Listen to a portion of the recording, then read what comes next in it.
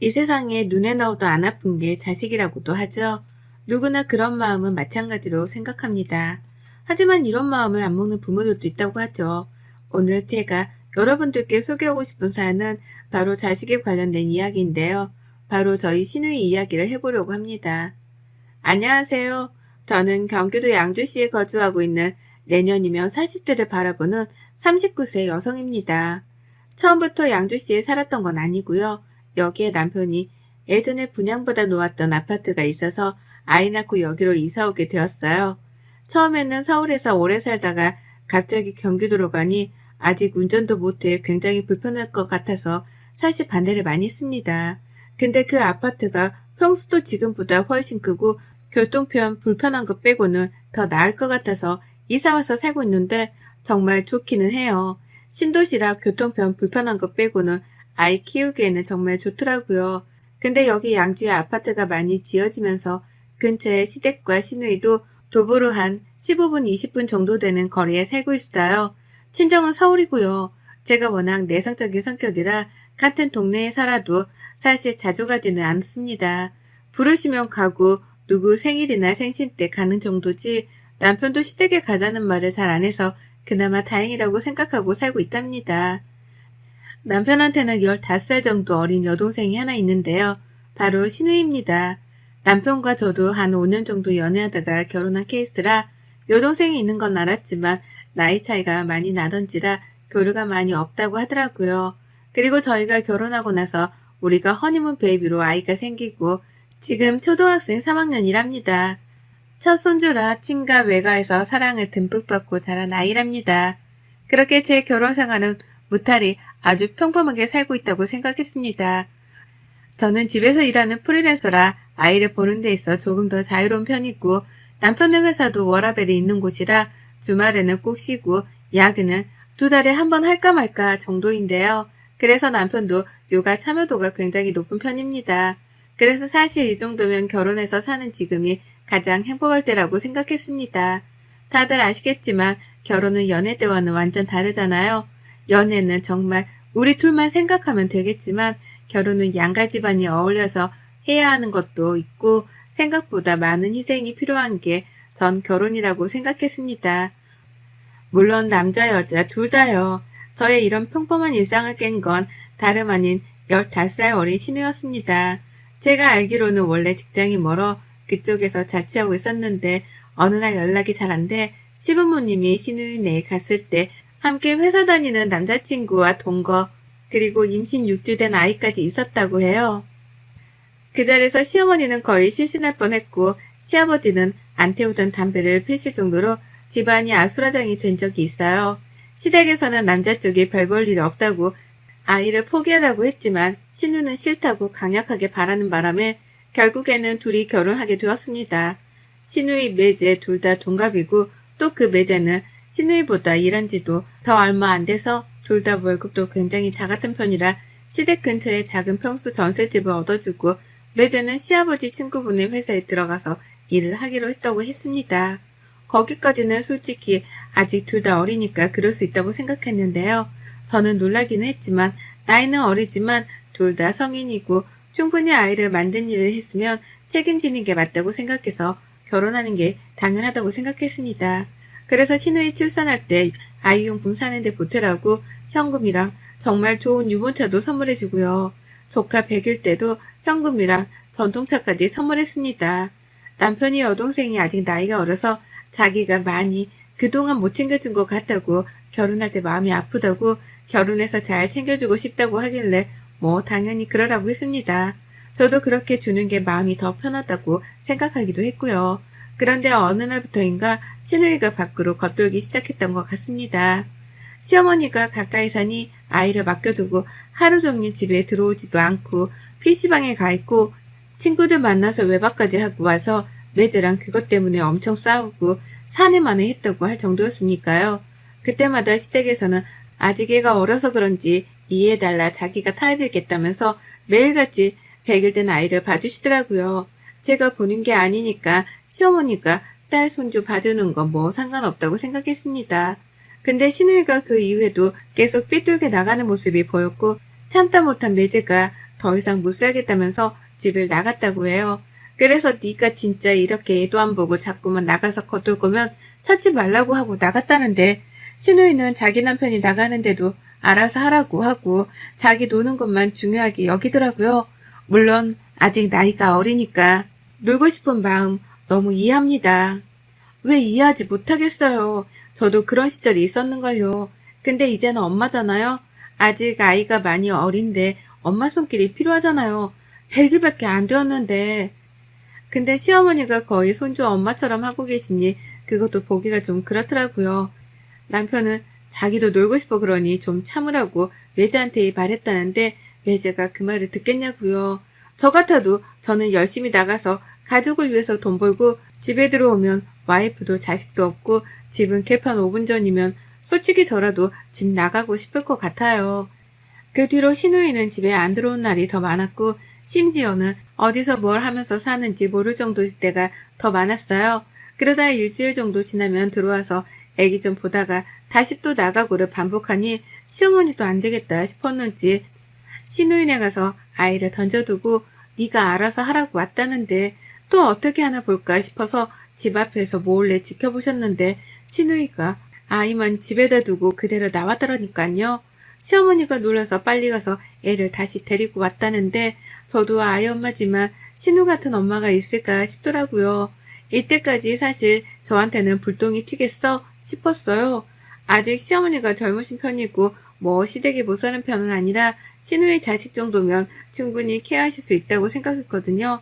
근데 갑자기 시어머니가 허리 디스크가 파열돼 수술을 받아야 하는 상황이 생기면서 시아버지는 베이비시터를 고용하자고 했지만 시어머니는 그건 안 된다며 남편에게 말해서 제가 잠깐만 봐줄 순 없겠냐 물어보라고 하셨다고 하더라고요.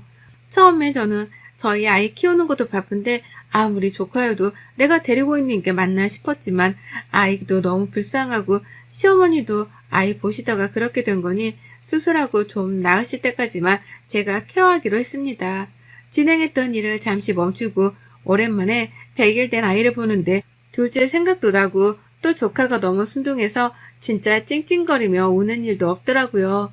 그래서 보기가 정말 수월했던 것 같습니다. 근데 아이도 엄마의 품을 찾는지 저녁 때 잠자려고만 하면 마지 울더라고요. 잠투정하다가 잠이 한번 들면 잘 안 깨기는 하는데 자꾸만 져서 물려고 하는 건지 가슴 쪽으로 파고 들어오는데 마음이 짠하더라고요. 제가 정말 남의 일에 관여를 잘 안 하는 편인데 결혼하고 처음으로 아이 사진과 신우에게 장문의 카톡을 보냈어요. 아이가 엄마를 찾는 것 같다. 어린 나이에 결혼해서 아가씨 힘든 거 가족들 전부 다 한다. 그래도 이렇게 집에도 안 들어오고 그러면 가족들도 다 걱정하고 어머님도 지금 허리 디스크 수술을 하셔야 할 정도다. 문자 보면 집으로 들어오라고 정말 마음을 담아서 보냈습니다. 다음날 확인한 것 같던데 답장을 따로 보내지는 않더라고요. 그러고 며칠 뒤에 초인종이 울려 나가보니 신우이더라고요. 내 문자를 보고 좀 정신을 차렸나 싶어서 빨리 들어오라고 했죠. 방금 아이를 낮잠 재워서 방에서 얼굴을 보고 나와서 저보고 아이가 잘 있었냐고 물어보길래 잘 있었다. 정말 순둥한 아이다. 라고 했습니다. 근데 신우의 말이 여기서부터 정말 무책임하다고 느꼈는데요. 저보고 갑자기 그러는 거예요. 언니는 아직 둘째도 없는데 우리 애기 키워주시면 안 돼요? 네? 아니 아가씨 무슨 소리를 하시는 거예요. 아빠도 있고 엄마도 있는데 내가 왜 조카를 키워요. 이제 더 이상 걔랑은 안 살 거고 저 새롭게 시작하고 싶어요. 여기서 새롭게 못 시작하면 제 나이가 너무 아깝잖아요. 근데 아이가 있으면 어떻게 제가 취업을 하고 다른 사람을 만나서 온전한 가정을 꾸리겠어요. 아가씨, 그래도 그건 아니에요. 요새도 아이 있어도 다 좋은 사람 만날 수 있고 나중에 아가씨가 후회할 건 생각 안 해요? 이 아이가 정말 자기를 낳아준 엄마 아빠가 제가 아니라고 생각해봐요. 어떻겠어요, 마음이. 평생 말 안 하면 되잖아요, 언니가. 그건 하여튼 말이 안 되는 얘기고 그렇게 할 거면 나이 못 보니까 데리고 가요. 아, 알았어요. 엄마 낳는 대로 다시 올게요. 하며 후다닥 나가더라고요. 그 이야기를 듣는데 신우이는 정말 진짜 모성애가 일도 없어 보였다고 해야 할까요? 어떤 거에 또 미쳐서 저러는지는 모르겠지만 자기 자식까지 팽개쳐두고 저러니까 정말 엄마의 자격도 없다는 생각이 들더군요. 또 그리고 조카가 괜히 불쌍해지고요. 하여튼 이렇게 확실히 이야기했으니 더 이상 이야기하지 않겠다 싶었고 시어머니에게도 수술 끝나는 대로 저도 일을 다시 복귀해야 하니까 빨리 데려가셔야 할 것 같다고 문자를 보내놓았습니다. 그날 저녁 남편에게 이 일을 다 말했고 남편은 신우이 만나서 진짜 한 소리 한다는 거를 겨우 말려서 다시 조카를 시어머니가 데려가는 걸로 했으니 그냥 알고만 있으라고 했죠. 그렇게 시어머니 허리 디스크 수술이 끝나고 더 이상 저희 집에 조카를 둘 수 없어 베이비시터랑 시어머니가 둘이 애를 본다고 하더라고요. 저는 그대로 이제 신우이도 정신 차리고 돌아올 줄 알았어요. 엄마라면 당연히 그래야 하는 거잖아요. 근데 신우이가 집에 있는 짐을 모조리 싸서 나갔다고 시어머니께 전해 들었어요. 정말 미쳤구나 싶었습니다. 모든 가족들이 매제한테도 연락하고 친구들한테도 연락해봐도 아무 곳에도 가지 않았다고 하니 걱정도 되었는데 시어머니한테 딱 한마디 왔대요.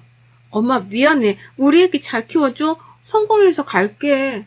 라고요. 아니 이게 말이 됩니까? 무슨 성공을 자기 자식을 버리고 합디까. 어처구니가 없어 남편이랑 저랑 시댁이랑 동시에 신우이한테 전화하는데 핸드폰 번호도 바꿔버렸더라고요. 이건 무슨 아이를 보육원에 맡기고 도망가는 꼴이잖아요. 그대로 어머님은 다시 디스크가 터져 먼저 누우시고 시아버지는 매일같이 술에 취하셔서 들어오시고 남편도 괴로워하고 베이비시터만 조카를 볼 수 없는 상황이라 어쩔 수 없이 다시 저희 집으로 데리고 왔습니다. 베이비시터도 시아버지가 같이 보내주셔서 제가 일하는 동안에는 시터 이모님이 봐주고 저녁에는 제가 보는 걸로 이렇게 조카를 키우기 시작했습니다. 처음에는 도대체 왜 이런 일이 일어날까?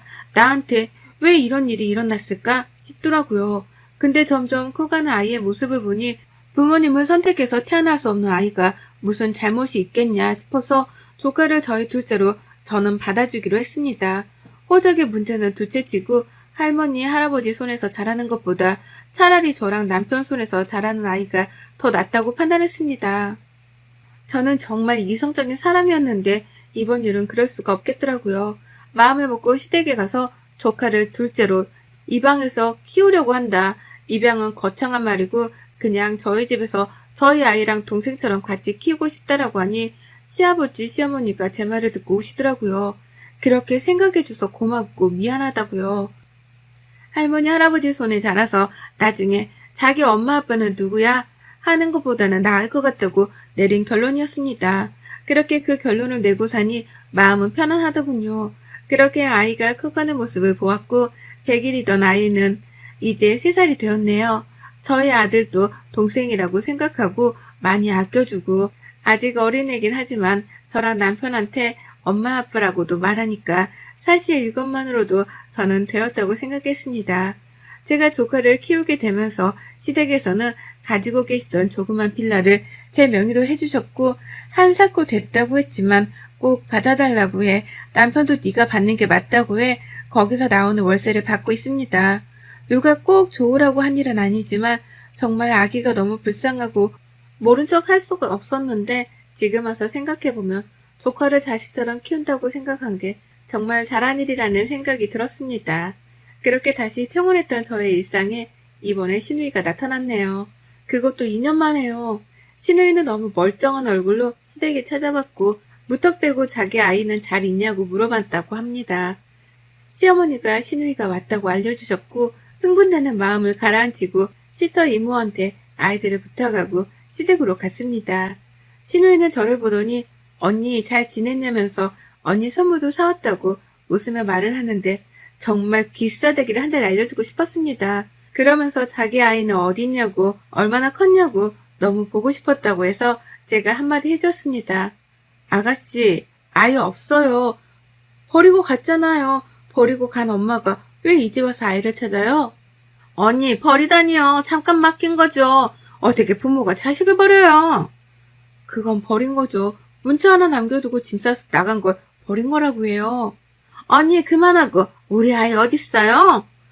라고 물어보길래 시어머니가 안 되겠다 싶어서 입양 보냈어 라고 하시더라고요. 저도 그렇게 말씀하실 줄은 몰라서 아무 말 안 하고 잠자고 있었더니 갑자기 신우이가 소리를 지르면서 그게 무슨 말이냐면서 엄마가 있는데 왜 입양을 보내냐고 엄마가 사람이냐면서 쌩 난리를 치는데 보다 못해 시어머니가 있는 앞에서 제가 신우의 뺨을 정말 세게 고개가 돌아갈 정도로 쳤습니다. 거기는 사람들이 다 놀랐고 자식 버린 어미가 무슨 낯짝이 두꺼워서 이딴 행동을 해? 너 진짜 뻔뻔함의 극치를 넘어섰구나? 언니, 이게 뭐하는 짓이에요? 라고 하길래 한 대 더 올리며 뭐? 뭐하는 짓? 너 그동안 내가 오냐 오냐 하니까 내가 호구 같았지? 네 아이 버리고 가서 지금 뭐하는 행패야? 버린 게 아니라 잠깐 맡긴 거라고요. 너는 애가 물건이냐? 맡기고 다시 찾아가려고 하게. 여기가 뭐 전당포야? 말 똑바로 해? 그제서야 신우이는 기어가는 목소리로 애가 보고 싶어 찾아왔다고 말했고 저는 애를 볼 자격도 없는 게 2년 만에 나타나서 애 어딨냐고 물어보는 거냐고 너는 평생 애 볼 생각하지 말고 다시 집 나가서 네 인생 살라고 했습니다. 그대로 주저앉아서 울고불고 때를 쓰길래 더 이상 안 될 것 같아 이번에는 변기물을 양동이에 받아서 그대로 신우이한테 뿌렸어요. 그대로 신우이는 소리를 지르면서 뭐하는 짓이냐고 울길래 너 왜 자꾸 여기 와서 행패야? 너 뭐 깡패야? 왜 난리야 자꾸. 너 나가고 여기 있는 가족들은 생각도 안 해? 근데 뭐 선물을 사와? 얘를 잠깐 맡긴 거야? 여기가 보육원이냐? 언니 내가 그때는 잠깐 미쳤었나 봐요. 너무 힘들고 걔랑도 사이도 안 좋고 해서 내가 잠시 미쳤었나 봐요. 근데 살다 보니까 아이가 너무 눈에 아른거려서 안 될 것 같아. 다시 온 거예요. 네가 그런 생각이었으면 애초부터 연락을 했어야지. 번호 다 바꾸고 그 생쇼를 떨고 이제 와서 네 애 어디냐고 행패 부리는 게 지금 맞아? 라고 말을 했고 신우이는 그 뒤로 묵묵부답이라 우선 시어머니가 씻고 나오라고 욕실로 가고 저는 시어머니에게 다시 오겠다고 하고 집으로 왔습니다. 지금까지 키운 아이를 다시 보내야 하는 게 맞는 건지 내가 키우는 게 맞는 건지 도통 모르겠더라고요. 남편도 이 소식을 듣고 부랴부랴 달려왔고 우선 신우이랑 이야기를 해본다고 시댁으로 가더라고요.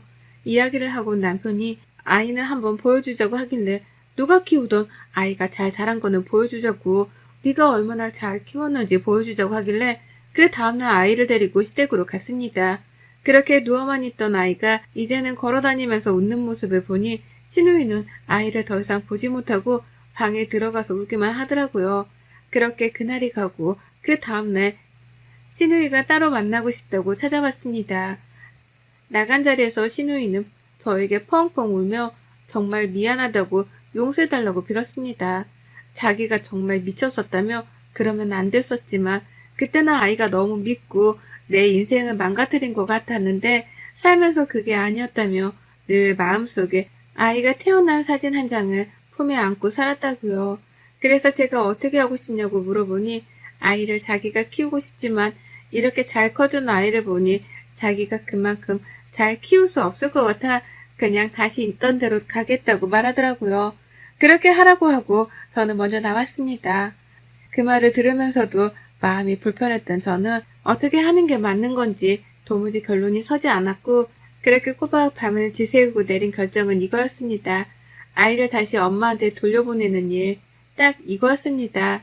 제가 우리 자식이라고 생각하고 키우자고 마음먹었지만 그래도 아가씨가 친엄마고 이제 준비가 되었다면 당연히 부모한테 가는 게 맞다고 생각했거든요. 그렇게 저는 2년을 내 자식처럼 키운 아이를 다시 신우에게 아이가 좋아하는 장난감, 옷 이런 걸 다 건네주었습니다. 보내면서 한참 울었네요. 신우이는 자기는 자신이 없다고 했지만 그래도 지금까지 못했던 것들을 꼭 해주고 싶다고 말하길래 지켜보겠다고 했어요. 그렇게 저희는 4식구에서 3식구가 되었고 저희 첫째가 가장 슬퍼했어요. 저 다음으로요. 신우이는 지금 아이를 키우면서 시어머니의 도움 없이 키워보겠다고 해 혼자서 아이 어린이집 가 있을 때는 일하고 오후에는 아이와 시간을 보내는 것 같더라고요. 지금은 둘의 시간이 더 필요할 것 같아 저도 신우이한테 연락을 안 했습니다.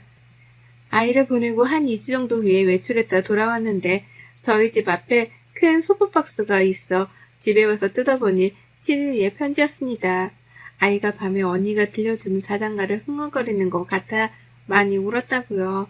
잘 키워줘서 너무 고맙고 마음을 담아서 아이의 사진들과 자기가 손수 만든 그림을 보내왔더라고요. 처음에는 저한테 벌어진 일이 너무나도 감당하기 힘들었지만 그 일이 있는 동안 많이 성숙해졌다는 걸 느끼기도 하네요. 그리고 시누이가 저 때문에 많이 철들었다고 시부모님이 늘 고맙다고 하시니 이걸로 되었다고 생각이 돼서 가족들 모두 잠든 밤 저 혼자 좋아하는 맥주를 마시며 사연을 보내봅니다.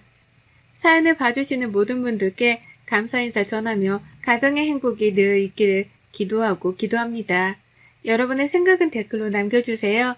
오늘도 시청해 주셔서 정말 감사합니다.